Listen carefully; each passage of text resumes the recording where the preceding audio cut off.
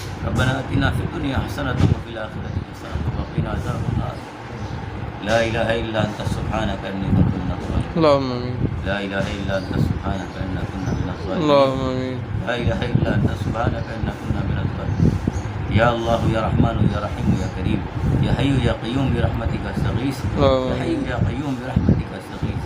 اے اللہ ہم سب کو یہاں جمع ہونا قبول فرما۔ یا اللہ یا ارحم الراحمین تیرے سامنے یا ارحم الراحمین ہے، ہم نے جس طرح ذکر کیا ہے، اے اللہ جو کمی کوتاہی ہوئی سے معاف فرما۔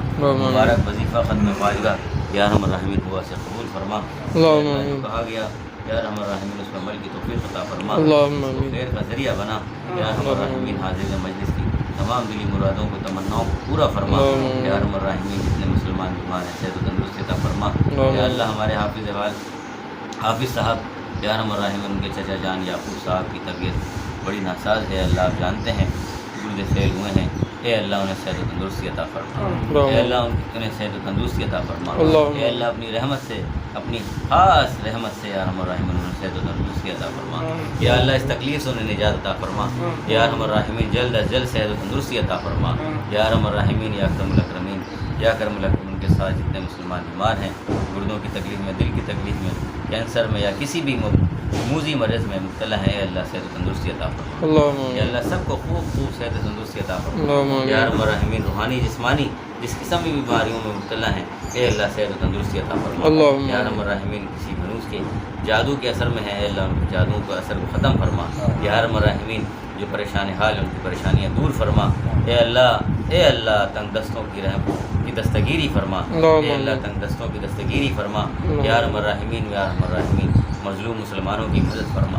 یا ارحم الراحمین مسلمان اس دور میں بڑے کمزور لاغر ہیں، یا اللہ جہاں کہیں بھی مسلمان آباد ہیں ان کی حفاظت فرما۔ یا ارحم الراحمین جان و مال عزت و آبرو کی حفاظت فرما۔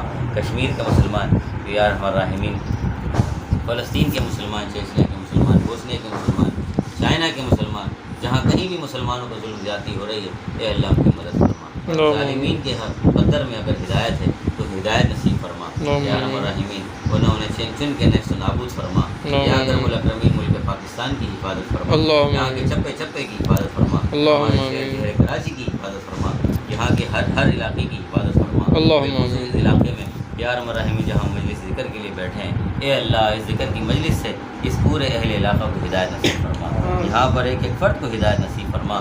یا ارحم الراحمین یہاں گھروں میں رحمت برکت نازل فرما۔ یا ارحم الراحمین حافظ صاحب، ان کے والد صاحب، ان کے تمام بزرگوں کی عمر میں برکت عطا فرما۔ یا ارحم الراحمین برکت عطا فرما۔ اے اللہ یا ارحم الراحمین یا اکرم الاکرمین حافظ صاحب کو اپنے بڑوں کی، والدین کی قدر کرنے کی توفیق